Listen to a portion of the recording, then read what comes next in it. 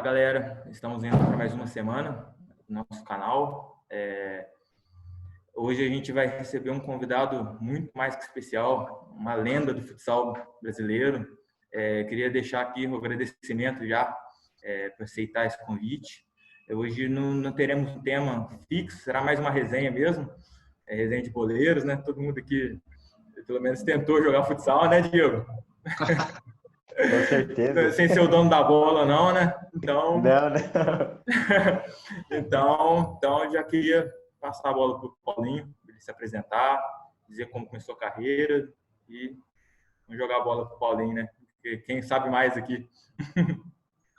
Boa noite a todos aí, agradecendo a todos que estão aí, né, nessa nossa live, agradecer pelo convite.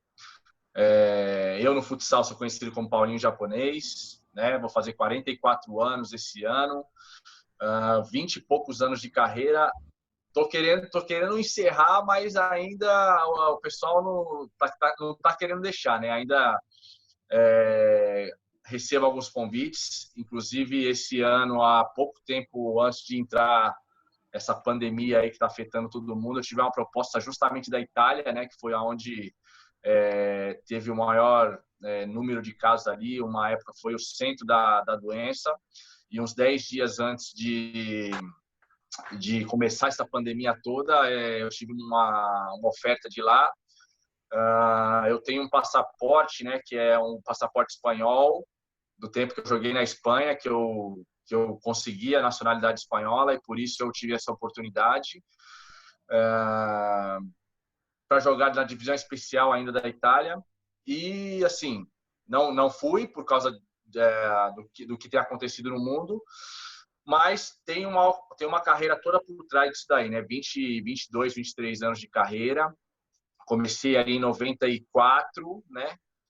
E perdurei aí durante muito tempo e me mantenho em forma, claro que não visando mais o futsal de maneira profissional, mas hoje em dia, quem se cuida ainda tem alguma chance de poder jogar, ainda mais nesse formato que o futsal anda, né? De joga 5, sai 5, joga 5, sai 5. Então, eu acho que se estiver bem cuidado, ainda você consegue ajudar de alguma maneira. Conta um pouco também, que a gente ficou sabendo que você formou em Educação Física. Que ano que foi isso? Qual foi a universidade? Eu com a faculdade, eu tenho uma história muito longa, né? Eu, assim, quando eu era último ano de sub-20, né? Em 1995, tem gente aqui que eu acho que nem tinha nascido em 95 ainda. Eu jogava pela Uimpro de Guarulhos, que era o time que era campeão brasileiro na época, e a gente era patrocinado pela UNG, né? Universidade de Guarulhos. E a gente tinha uma bolsa lá, se a gente quisesse. Aí eu comecei a estudar em 95, aí eu vi que a carga de treinamentos não ia ser possível conciliar estudo e treinamentos. Até conseguiria, mas tinha que ter um esforço muito grande, e eu sabia que eu não ia conseguir aquilo. Aí eu comecei a faculdade, aí parei. Aí depois, em 2001 e 2002, que eu fui para o Rio Grande do Sul, que eu joguei na UBRA, que a UBRA era uma faculdade, e eu morava dentro da faculdade, né? Então, aí eu estudei os 2 anos lá. Comecei a Educação Física lá em 2001, 2002, na UBRA, na Universidade Luterana do Brasil. Fiz 2 anos de Educação Física lá e tranquei. E aí eu fiquei muito tempo sem estudar, até 2016, de 2001, 2002 até 2016 sem estudar. E aí, em 2016, eu com 40 anos, já pensando já em parar,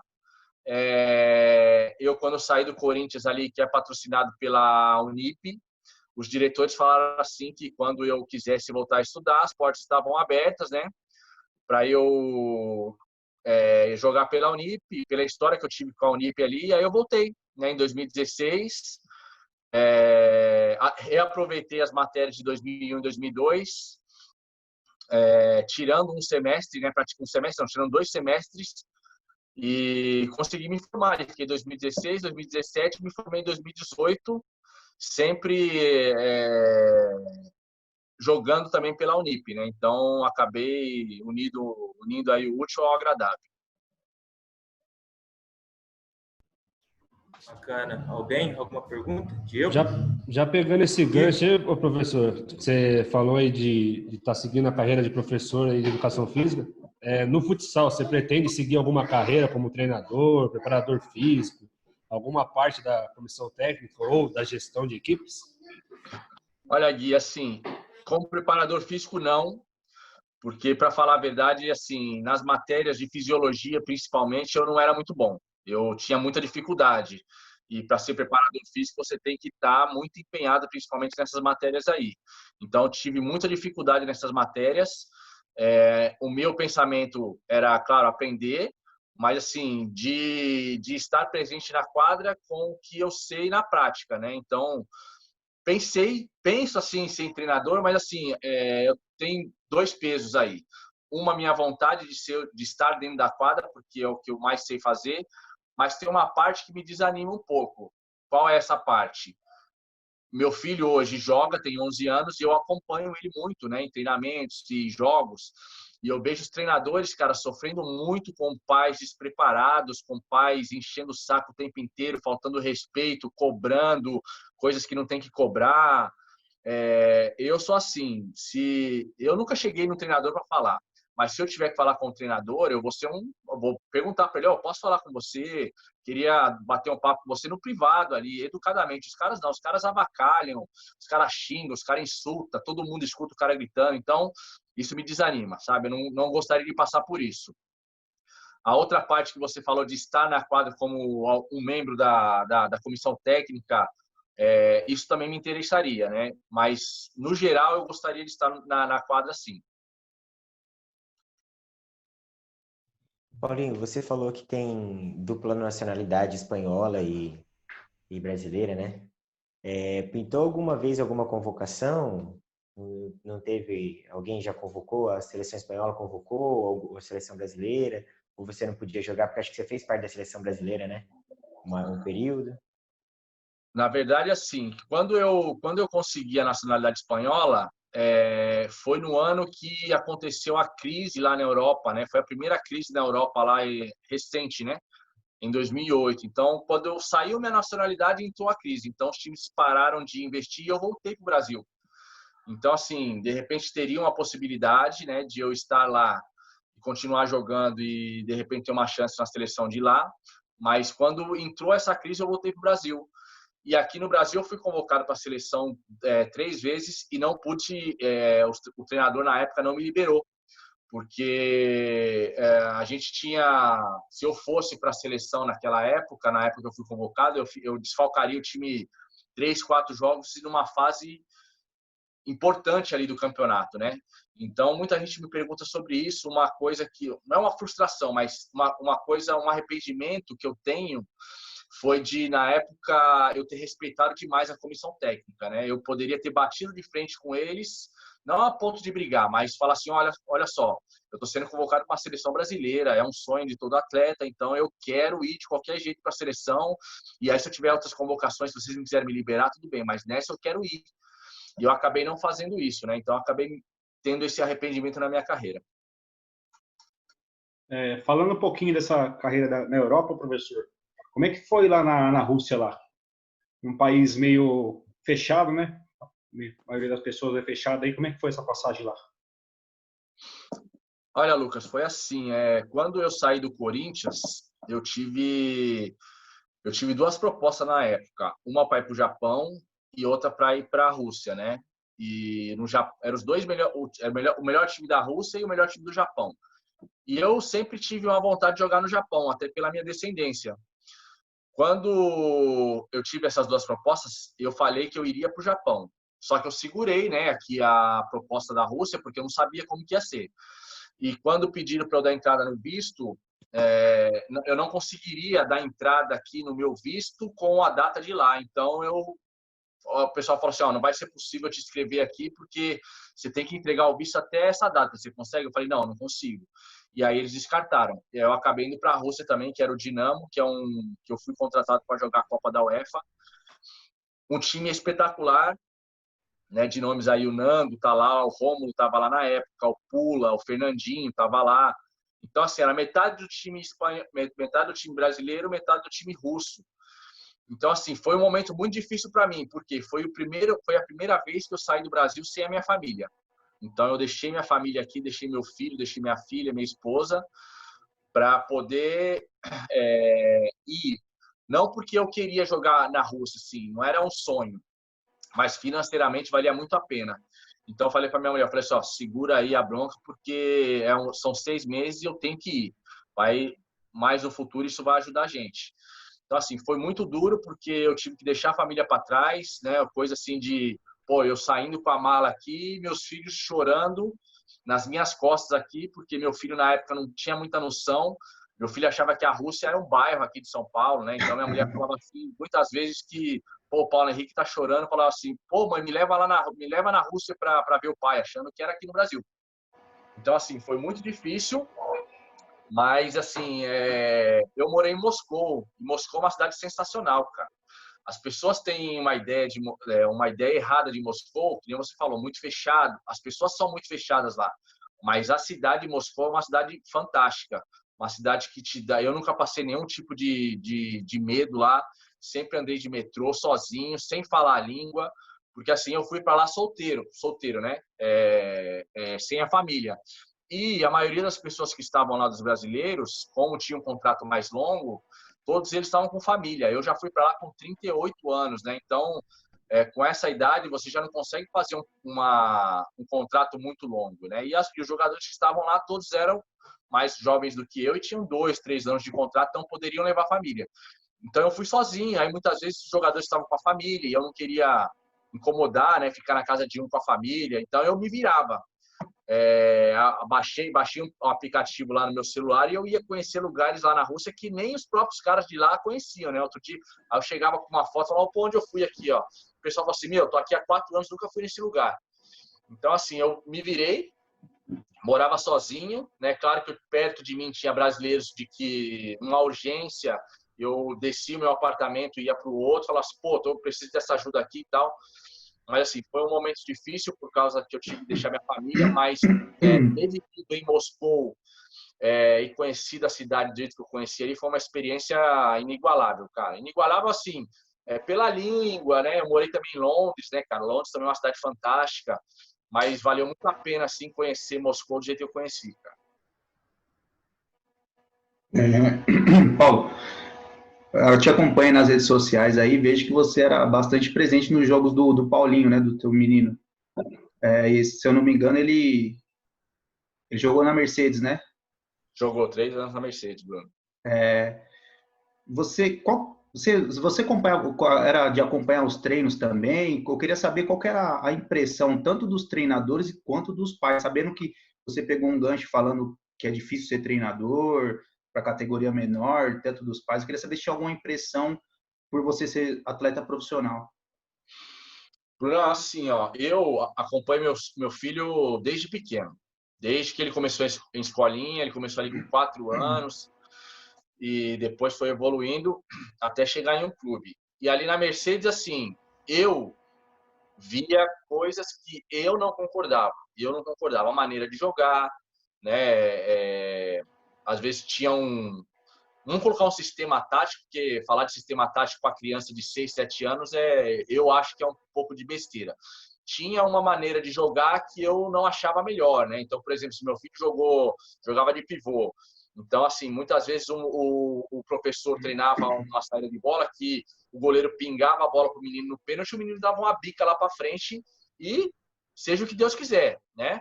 Então, meu filho jogou 2 anos dessa maneira e chegou no 3º ano ali da Mercedes, que era o sub-10, e falou assim, pai, eu não quero mais jogar de pivô, porque tem vezes que eu nem consigo relar na bola, porque a bola vai de um lado, vai para o outro, a bola não vem aonde que eu estou, né? Então, muitas vezes eu nem toco na bola. E, assim, eu, como ex-atleta, eu nunca fui de ficar dando pitaco e eu já via muitos pais, assim, mesmo em treinamentos, falavam assim, olha isso aí, o cara não faz isso, o cara não faz aquilo, o cara... Então, assim, em treinamentos eu detectava os pais que falavam demais. Então, quando chegava no jogo, eu ficava longe dos caras. Não que eu tinha inimizade com os caras, porque, eu sabia que os caras falavam mais do que devia e falavam do filho dos outros também. E assim, eu não gostava de falar mal de filho de ninguém, mas também não ia querer ver o cara falando mal do meu filho. Então eu detectava os pais ali que eram mais tranquilos e detectava os pais que eram mais estourados, que falavam mais e ficavam longe deles. No treino tudo bem, porque no treino é treino, ali fica um clima mais descontraído, mas no jogo, às vezes o clima ficava, né, clima de jogo, os pais querem ganhar de qualquer jeito. Então eu não ficava muito perto desses pais aí. Por exemplo, o treinador do Sub-10, que era o Max, eu tinha uma amizade com ele, assim, né? Fora ali, treinador pai, eu tinha uma amizade com ele. E aí ele mesmo falava para mim assim, falava assim, Paulinho, se de você eu aceito. Se você um dia quiser me falar comigo e falar assim, pô, eu acho que você está errando aqui, eu acho que você está errando ali, de você eu aceito, mas de outro pai não. Então, assim, eu tive a liberdade, mesmo eu não querendo isso e não ter ido lá pedir isso para ele, ele falava para mim, você eu aceito a sua opinião, né? Mas eu nunca fui, eu sempre respeitei. Que nem eu falei, assim, ele tinha uma maneira de sair jogando que eu não concordava. Colocava o menino em risco toda hora, o menino tinha que driblar toda hora, o menino conduzia a bola dentro da área toda hora. Então, assim, passava um sufoco a todo momento, mas era a maneira que ele gostava de sair. Mas eu não concordava, mas nunca me meti. Então, eu sempre respeitei. E, por coincidência, eu noto, assim, que os pais que jogaram bola, os pais são mais tranquilos, sabe? Do que os pais que não jogaram bola. Os pais, eu não sei se se eles querem que os filhos sejam jogadores de qualquer jeito, ou se tem por trás uma frustração. Os pais que não jogaram bola, eles são mais estourados do que os pais que jogaram, que foram ex-atletas. Eu tenho essa sensação, tá ligado? Mas eu nunca me meti em trabalho nenhum de treinador e nem pretendo me meter. Legal. Paulinho, você jogou na Rússia, na Espanha, e no início você falou que está dando treino agora para uma escola. O que isso agrega mais no seu treinamento? Podia estar passando para nós? Assim, ó, na Espanha, eu tive um treinador lá, o Tino, chamava Tino Pérez. Porque eu tive dois treinadores lá que chamavam Tino de la Cruz e o Tino Pérez. O que eu tive mais contato foi o Tino Pérez, que me levou para a Espanha e depois me levou para a Rússia. Eu utilizo alguns treinos com ele, que eu fiz com ele, porque assim, na Espanha, eles valorizam muito a posse de bola, né? Então eu faço muito treino assim de posse de bola, né? Contagem de passe. Pô, se a equipe der 15 passes, a outra equipe paga um castigo, né? Para ter aproximação. Apesar que na idade que eu trabalho não é fácil, né? Isso no adulto funciona de maravilhas, né? Porque você tem um comprometimento, o adulto ele já sabe que aquilo lá é utilizado para aquecimento, para melhorar o passe. Na escolinha, principalmente em escolinha, né? Se você está num clube que você pega mais ou menos todos ali do mesmo nível, você acaba tendo uma facilidade maior. Mas em escolinha é muito difícil. Por quê?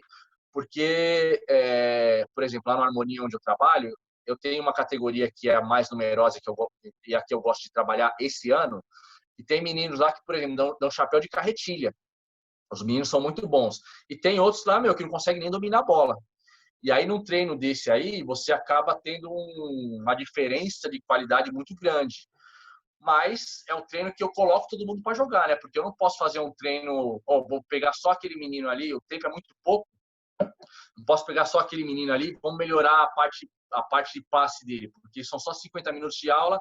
E aí, se você coloca um treino muito avançado para os meninos que têm uma qualidade técnica maior, você deixa os outros para trás. Aí, se você quer colocar um treino básico para melhorar aqueles que estão mais avançados, também ficam, né, naquela, esse treino aí. Então, eu tento colocar todo mundo para treinar, mas tem essa disparidade de qualidade. E aqui no Brasil, cara, eu gosto de utilizar muitos treinos assim, que eu aprendi com PC, né? Que são treinos assim, mais intensos, com menos tempo, né? Então, assim, como eu tenho 50 minutos de aula, dá para fazer um treino mais intenso e encaixar esse treino no tempo que eu tenho. Então, assim, eu procuro colocar os treinos mais dinâmico possível, dificilmente... Claro que em escolinha a gente sempre acaba colocando ali nos 10, 15 minutos finais o jogo, né? Porque é o que eles mais gostam. Mas durante o meu treinamento, eu procuro incluir todos, né, em treinos de passe e ataque, que a gente sempre chamava isso aí, para que todos possam jogar pelo menos um pouco, né? Porque a gente sabe também que na hora que separa os times, quem tem menos qualidade técnica acaba participando menos. Então, eu tento fazer treinamentos que todos, às vezes 5 num time, 6 num time, para que todos consigam pelo menos participar um pouco mais, né? Então, assim, no geral, eu não gosto de deixar atletas de fora, né? Não coloco nos meus treinos assim, vamos fazer 4 e 4 e vocês esperam. Claro que existem treinos que são assim, mas a maioria dos treinos eu procuro colocar todo mundo para jogar e deixar o menos tempo possível quem tiver de fora. Você teve passagem pela Inglaterra, Espanha, Rússia, conforme a gente falou aqui. A minha pergunta vai ser direcionada à competitividade. Eu queria que você passasse para a gente. A Espanha, a gente já é provável que a gente conheça já, né, a competitividade, mas eu queria que você explicasse um pouco quais ligas, se as ligas russa e a liga inglesa são competitivas igual a brasileira. Bom, começando na Espanha, foi o campeonato que eu mais gostei de jogar.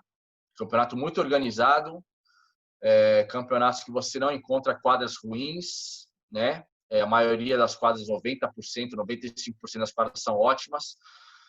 Você joga menos lá.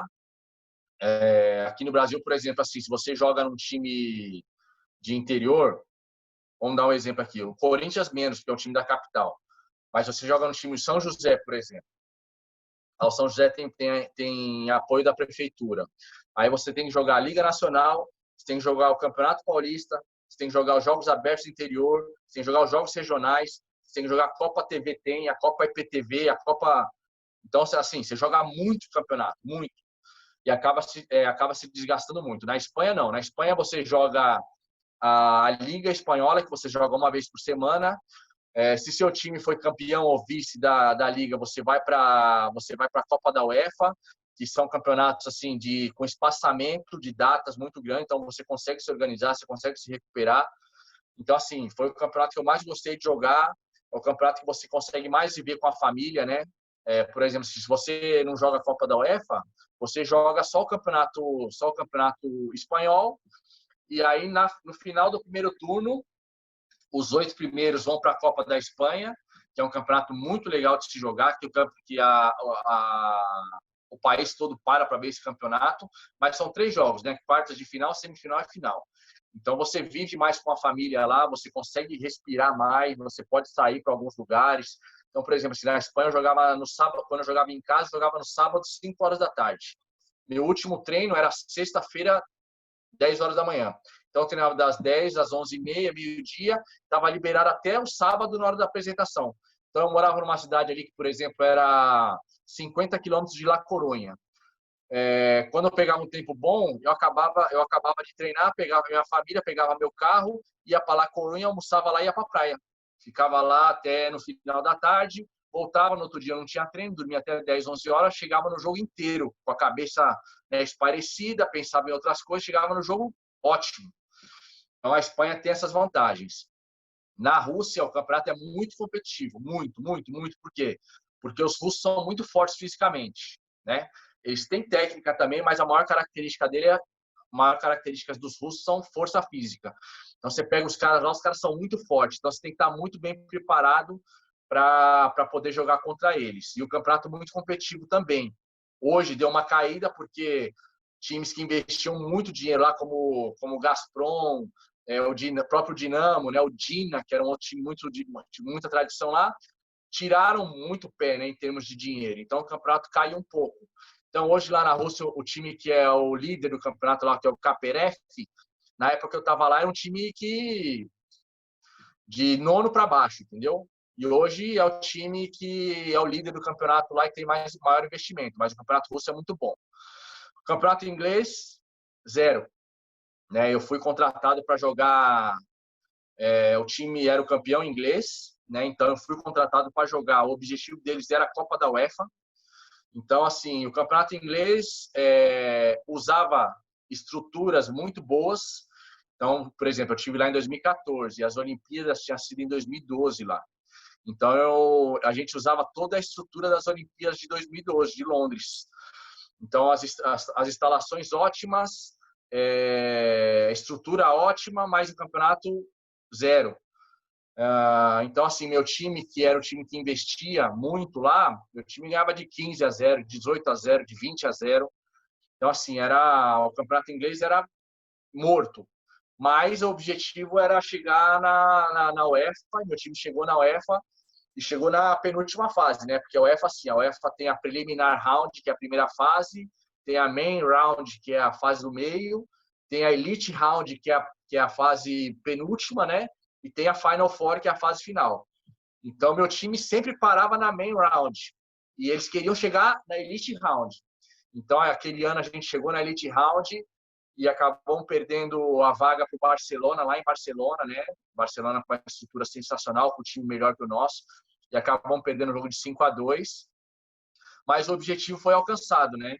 Então, assim, é um time que valia a pena porque o cara estava investindo para jogar a Copa da UEFA, mas o campeonato inglês, até pela disparidade de investimento, o campeonato inglês ficava morto, né? Tanto é que quando a gente caiu fora da Copa da UEFA, o cara falou assim, Paulinho, a gente não vai seguir com você aqui porque nós vamos cortar metade do time, né? Porque com a metade do time que a gente tem aqui, a gente consegue ser campeão inglês. E era isso o combinado também. Falei, não, tudo bem, o combinado era esse, não tem problema nenhum. Cumpri meu papel, fui embora, o time continuou, foi campeão inglês e seguiu a vida. Já fazendo uma emenda aqui, a gente viu aqui que na Europa você foi campeão da Recopa da Europa e campeão da Copa Galícia, correto? Na Espanha, correto?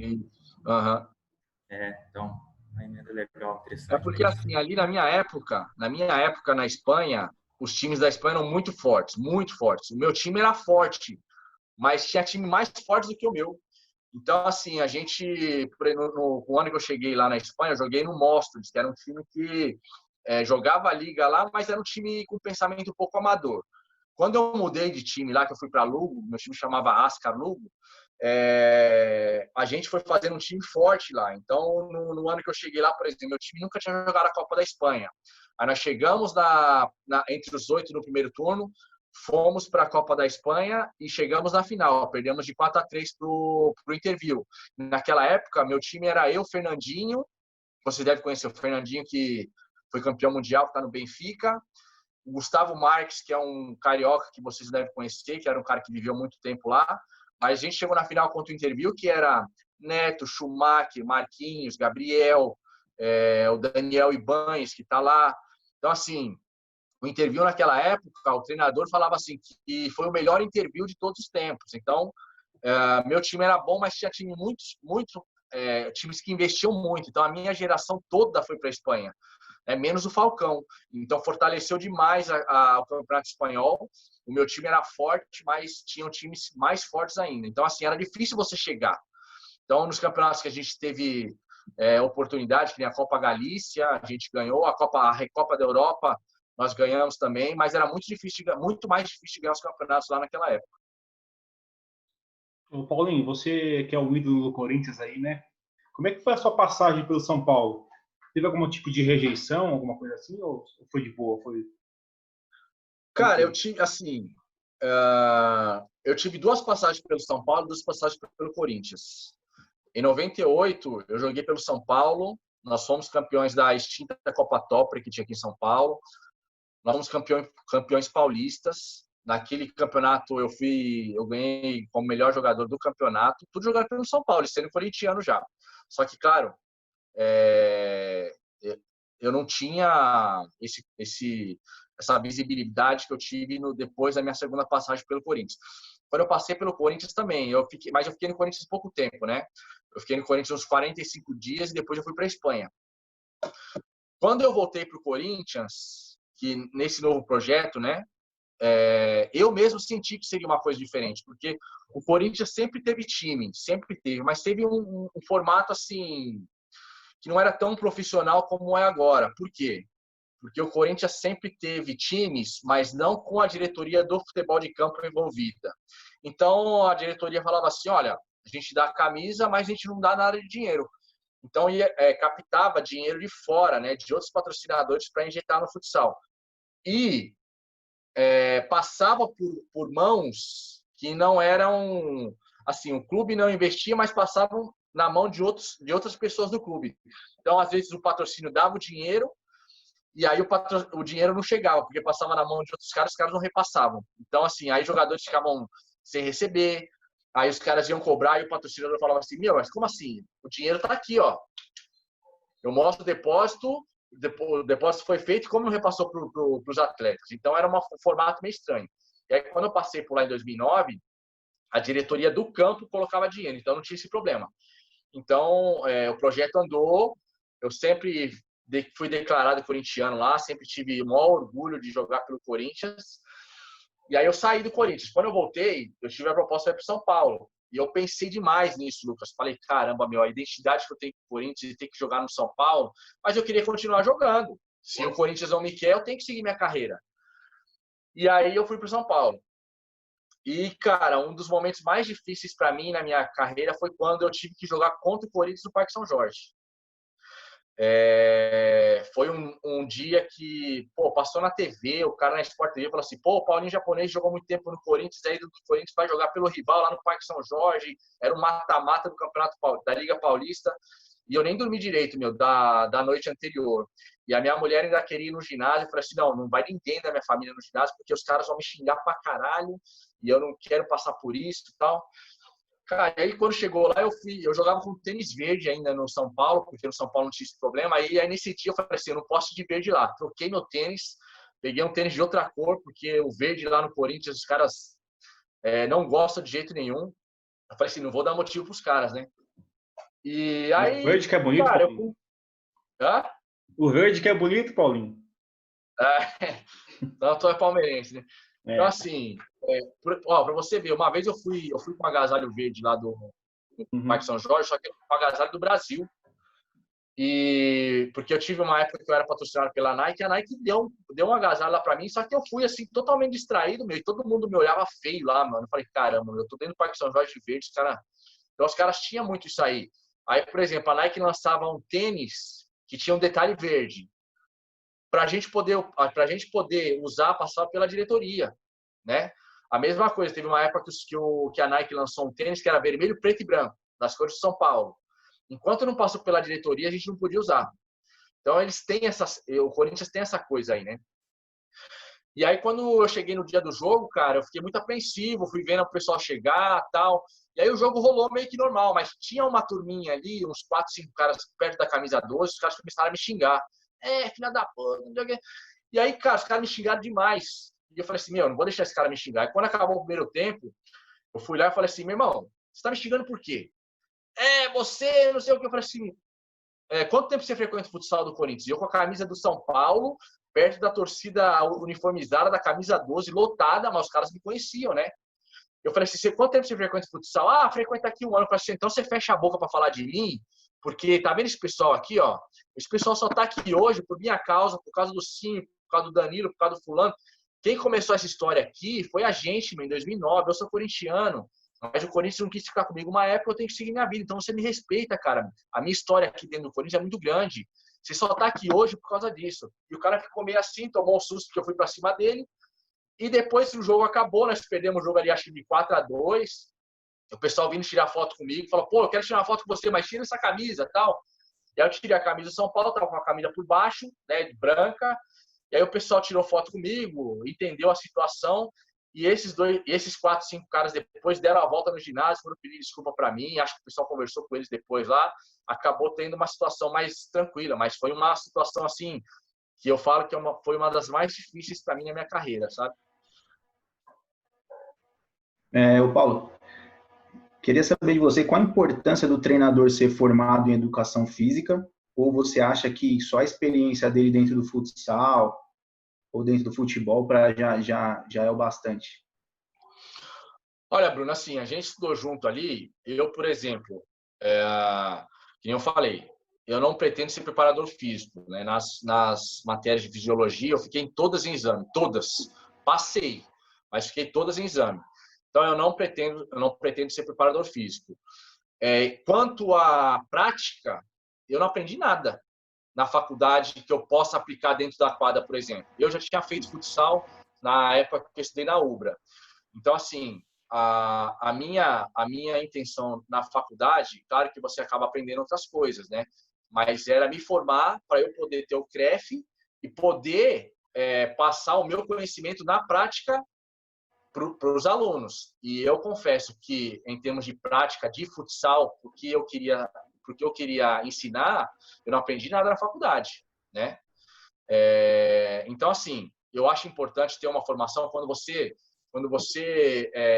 vai na escolinha e aí o cara te apresenta e fala assim, olha, a gente tem um professor aqui que ele foi profissional de futsal e já é formado em educação física. Então, é um up a mais para você. Né? Você agrega, né? Agrega. Mas o que eu aprendi na faculdade, muito pouca coisa eu coloco dentro da quadra ensinando para os alunos, cara. Legal.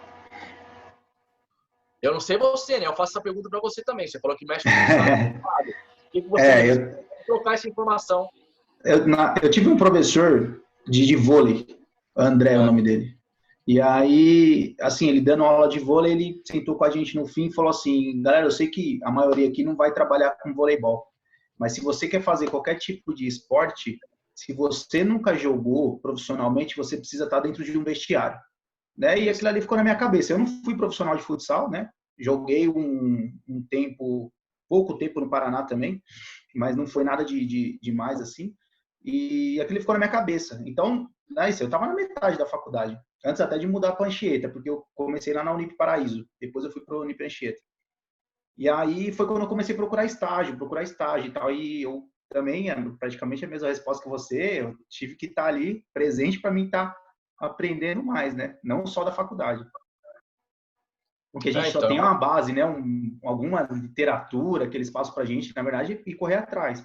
E agora nós formamos na pós-graduação, que foi, acho que, o meu maior aprendizado, assim, que eu tive, cara. Eu tive professores excelentes, treinadores fantásticos, que foi onde que agregou muito, de futsal. Você fez aonde? Na Estácio? Nós todos formamos juntos na Estácio. Nós todos concluímos lá com o Banzé. Isso, com o Banzé. Com o Banzé? Isso. O Banzé foi meu treinador, pô. Aí, que legal, tá vendo? O mundo é meio pequeno, né? Falou de futebol e futsal, o mundo fica pequeno. O Banzé foi meu treinador. E eu cheguei a ir em alguns cursos dele ali. Não sei se vocês chegaram a ver, de repente eu fui num dia que vocês não estavam. Eu peguei ali o Paulinho Cardoso, o Marquinho Xavier, né? Tudo no curso do Banzé. Peguei o Mauro Sandri, que é o preparador físico do Magnus, né, que foi o preparador físico também no Corinthians. Eu participei ali algumas vezes ali na prática ali, né, com o Marquinhos ali dando os treinos e falou assim, vai lá participar na prática comigo. Eu acredito que a gente não tenha coincidido ali nos dias, mas eu participei ali de alguns cursos ali com o Banzé.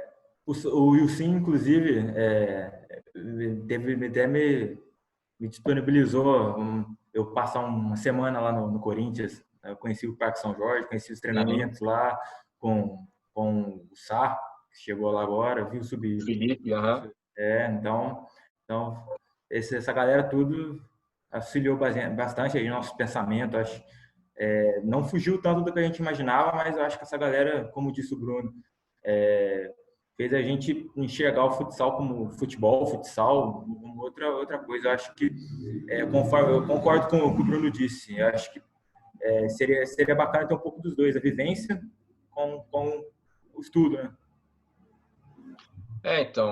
Não, o estudo sempre agrega, né? Que ele falou, sempre vai agregar. Mas a prática, cara, a prática é fundamental.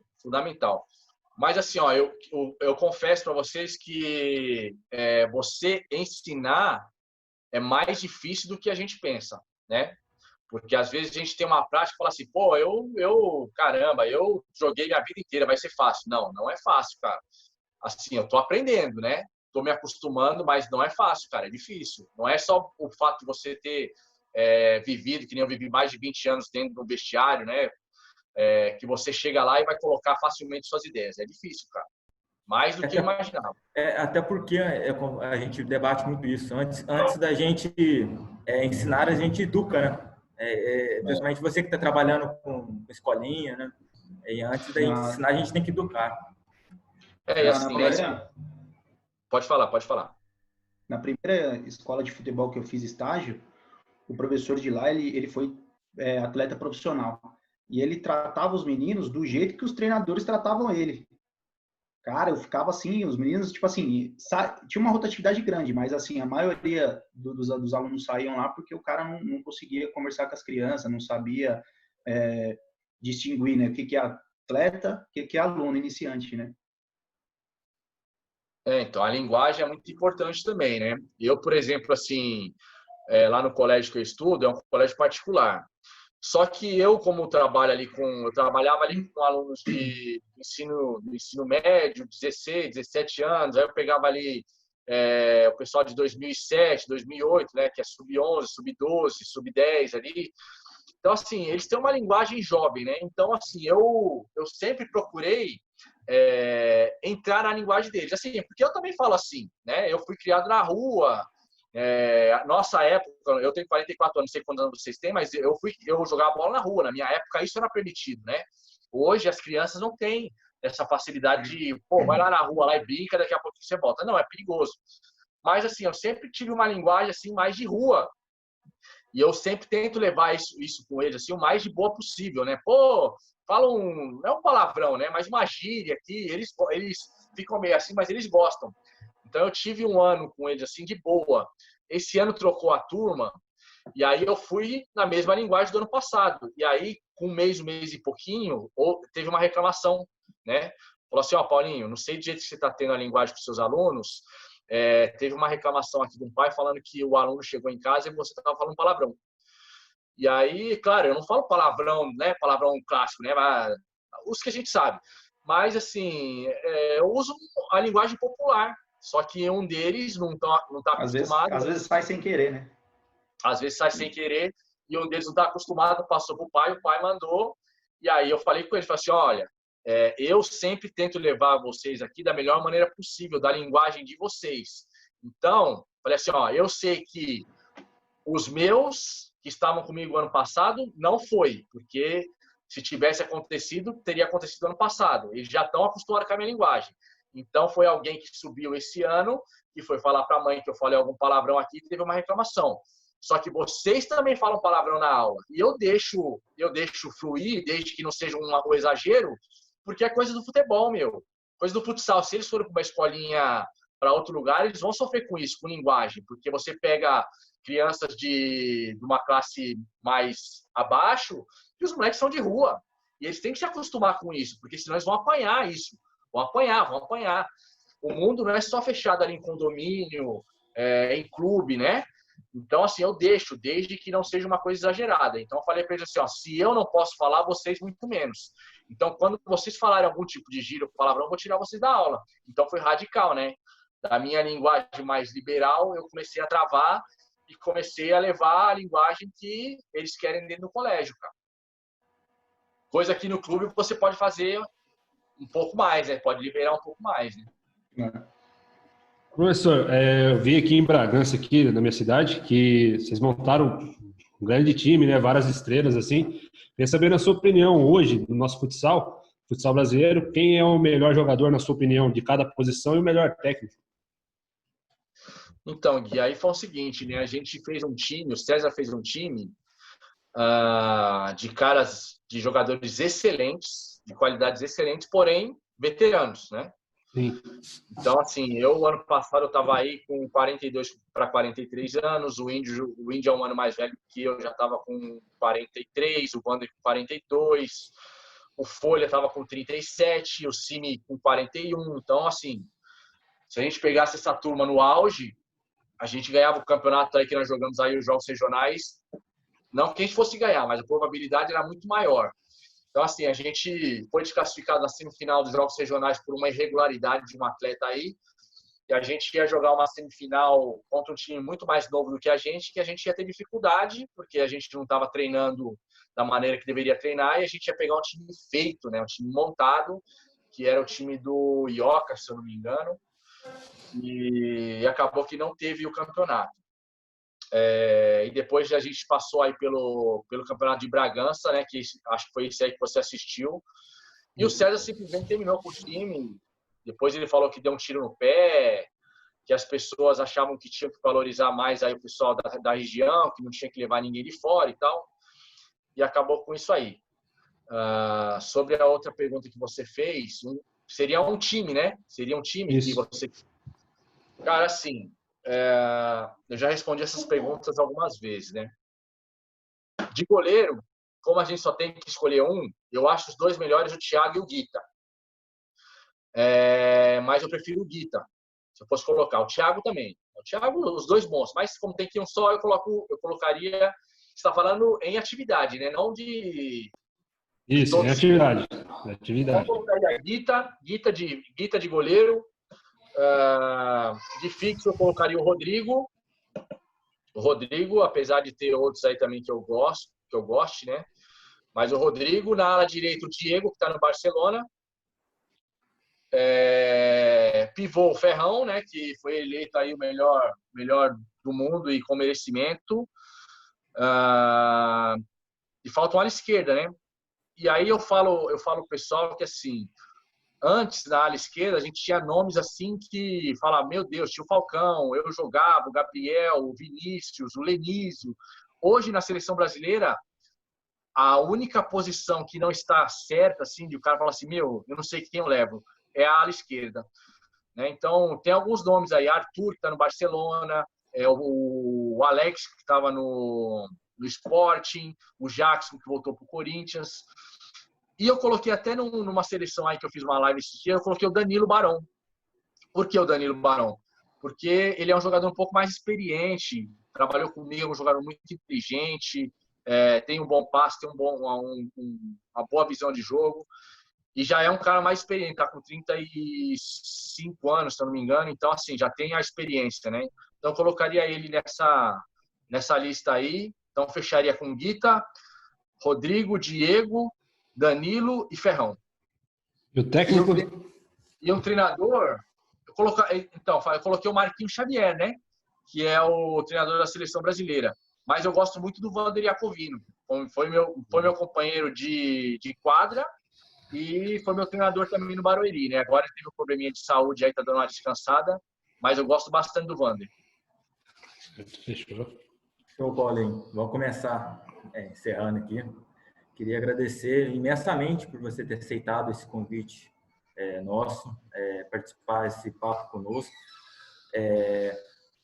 Dizer que você é uma referência para o futebol, não só nacional, mas mundial. Agradecer mesmo, de coração, por ter topado. E é isso. Desejo muito sucesso para você nessa caminhada como educador físico agora, trabalhando como treinador. E eu acho que é basicamente isso mesmo, agradecer mesmo. Cara, brigadão, Vitor, aí pelo convite. Muito me honra as suas palavras, né, de falar que eu sou uma referência. Às vezes as pessoas perguntam para mim assim, pô, o que você falaria para as pessoas? Que legado você deixou? Aí eu falo para eles assim, né, que legado, cara, eu acho que legado é uma coisa assim que é uma coisa maior, assim, né? Por exemplo, o legado que o Michael Jordan deixou, o legado que o Ayrton Senna deixou, o legado que o Neymar vai deixar. Então, acho que assim, é uma coisa para cara muito mais, né? A gente fala assim, que está no outro patamar. O que me deixa feliz é a imagem que eu deixei como profissional, né? De ter me dedicado tanto ao futsal aí. Eu vejo muitos pais, às vezes, falar comigo e falar assim, pô, tem filho um pouco mais velho que me conhece, mas para os que estão começando agora, fala assim, pô, você tem que jogar igual esse cara aí e tal. Ele é uma referência no esporte para a gente, então isso me deixa muito feliz, né, saber das suas palavras que tem uma admiração, um carinho. A gente não se conhece como pessoa, mas admiração pelo atleta, né, de saber da minha carreira aí. Então fico muito agradecido e lisonjeado aí pelas palavras. Ô, professor, obrigado mesmo. Diego, eu vou passar a bola para você para fazer a divulgação do sorteio nosso aí, como vai ter. Pessoal, nós vamos estar sorteando no nosso Instagram a camisa do Acel Chopinzinho. atualmente está jogando a Série Prata do Paranaense. E a gente vai estar sorteando lá para o pessoal. Tinha o pessoal de São Paulo aí, né, Diego? Tinha o pessoal de São Paulo nesse time aí, não tinha? Tem o Rafinha Miller tá aqui, o Luan, goleiro, tá aqui, que jogou no O Magnus. Kaká tava aí também, não tava? Tava aqui. Ah, certo. Aí, Cara, vamos assim, ó, no Instagram. Cara, o Paraná, o estado de Paraná tá de parabéns, cara. Há um tempo atrás, a gente nunca mencionaria o estado do Paraná como um dos favoritos para chegar na liga, né? E hoje, cara, o Paraná já chegou na final com o Marechal Cândido Rondon, já chegou na semifinal com o Marreco, tem o atual bicampeão da liga, que é o Pato. Então, meu, Paraná cresceu demais, se escuta muito bem das estruturas do Campeonato Paranaense, dos times do Paraná, se falam, né, e eu sei disso, que o Campeonato Paranaense é muito difícil, com acho que 5 ou 6 equipes da Liga Nacional.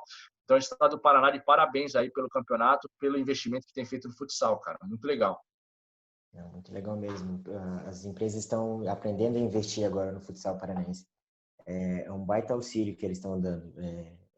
Muitas empresas fortes aqui estão sendo patrocinadoras masters dos clubes das principais cidades aqui. Então, é muito bacana mesmo. Não, legal. Uma pena o Marechal ter fechado as portas, né? Sim, uma pena. Mas logo, acredito eu que logo vai voltar aí. E tem um projeto muito bacana lá que a gente vai estar comentando aqui no canal. Tomara. Tomara que volte, sim. Beleza. É isso aí. Paulinho, eu queria agradecer também a sua presença. É muito bacana estar podendo trocar uma ideia com você, estar conversando sobre as estruturas, sobre onde você passou, sobre as escolas que você andou aí, e muito sucesso. Paciência com os pais, viu? Muita paciência com os pais. Você vai precisar. Não, acho que o problema é esse, né? Muitas pessoas falam desse tema, né? Comigo, principalmente por causa do meu filho, né? Mas, Diegão, assim, ó, infelizmente, só vai mudar, só muda de endereço, né? E o problema vai seguir em todos os lugares. Eu acredito aí pela tua afirmação que aí no Paraná deve ser parecido. E em todos os lugares que a gente tem algum professor, né? Que eu fiz uma live ontem com o time uma escolinha do Fontana, que é uma escolinha aqui, os caras falam assim, ó, meu, aqui é igual. Ó, pai, escutam aí o que o Paulinho tá falando. Eu acho que, infelizmente, isso aí só vai mudar de endereço, né, cara? A gente tem que ter paciência mesmo. Tem muita paciência e muito sucesso aí. Valeu, irmão. Obrigadão. E, Paulinho, pode fazer propaganda aí no Instagram, seguir nas redes sociais. Cara, meu Instagram é fácil aí, @paulinhojaponês, né? Que é o meu nome aí dentro do futsal. Tem boas coisas lá, algumas lembranças, muitos gols aí de jogadores que estiveram comigo. A página aberta, quem quiser, só seguir lá para @paulinhojaponês. Valeu, professor. Obrigado pela presença aí. Valeu. Lucas, brigadão aí pelo papo, pelas perguntas, pela participação aí, viu? Brigadão mesmo. Valeu. Paulo, prazer, velho, te ver de novo aí, conversar contigo mais uma vez, nem que seja via internet aí, mas é sempre um prazer conversar com você aí. Obrigado, hein, velho. Obrigadão aí, prazer em revê-lo. Parabéns aí pela formatura. Você se formou quando? Me formei em 2017. Ah, você se formou antes que eu ainda. Foi antes. Na verdade, eu só fui para fazer um semestre lá na Anchieta e finalizei. Ah, tá. Eu ainda estava na pegada. Você estava na ativa. Mas é isso aí, velho. Um abraço, viu, Paulo? Obrigado. Valeu, irmão. Tamo com certeza. Junto. Valeu. Agradecer aí, Paulinho, por ter atendido a gente aí muito bem aí. Desde que eu mandei a mensagem para você lá na primeira vez, já atendeu a gente muito bem. A gente, em nome do Futático 10, a gente agradece a sua participação com a gente aí. Sucesso nessa nova etapa aí da sua carreira aí. E bastante paciência, como disse o Diego aí, que dá trabalho. Valeu, tamo junto. Valeu, Gui. Brigadão aí. Valeu pela participação, valeu pelo apoio. E quem sabe, né, Gui? Vamos ver o que o César vai falar aí, né? A gente sabe que ele é doido, né? Mas, pelo que ele falou comigo aí, ele fez uma live comigo aí também com o Loredo, né? Que é o repórter aí.